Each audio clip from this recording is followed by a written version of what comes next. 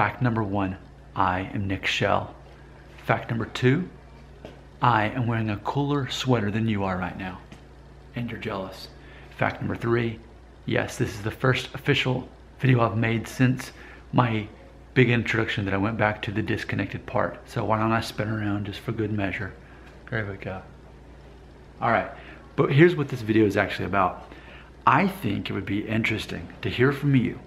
I want to know, of all of my hair loss theories, what I don't want to know is the ones you don't agree with, because I hear that regularly. I hear people say, well, Nick, I can think of exceptions to rules on this. And see, I'm like, I'm bored with that, because I already tell you my theories. I openly talk about how they're only 80% accurate. So I'm bored with that. Here's what I'm not bored with. What do you actually agree with as far as my hair loss theories go?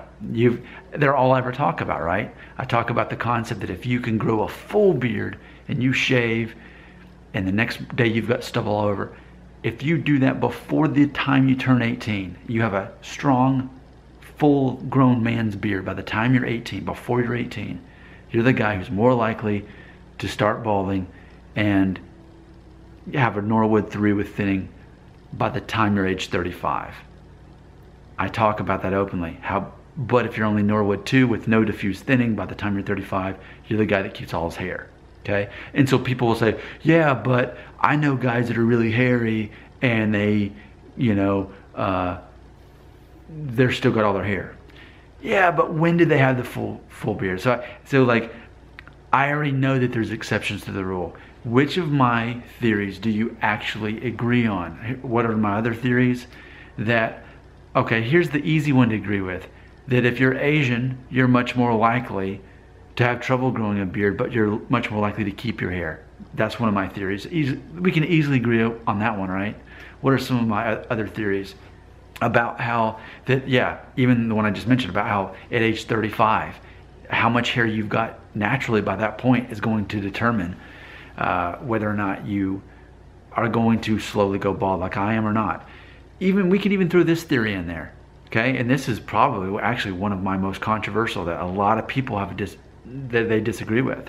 When I say that people are making such a big deal about hair loss, when in reality society is judging you on a completely different set of criteria. And so the people who are a slave to the thing, oh no, if I'm ugly because I'm bald, then people won't like me.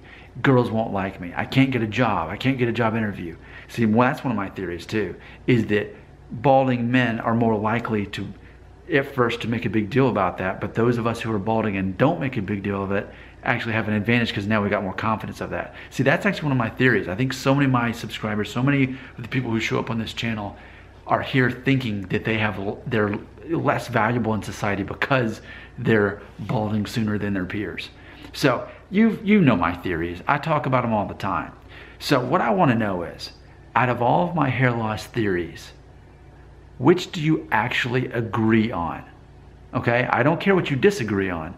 What do you actually agree? And you say, you know what, Nick, I can actually see that there's some credibility in that. Oh, what's another? The 1-year-old photo, right? I want to see your hairline. I want to see your hair density at exactly 1 year old. That's a projection of you at age 35. Okay, so again, I know that as I talk about my theories, I'm only tempting you to fire you up to say, but I disagree because I know exceptions. No, that's not what this video is. This video, the only way you have permission to comment on this video is if you're willing to tell me what you actually agree on. I know that people disagree with my theories, but I do know that there are people watching my videos and they actually agree with some of it out of all my theories. Please tell me, what do you agree on?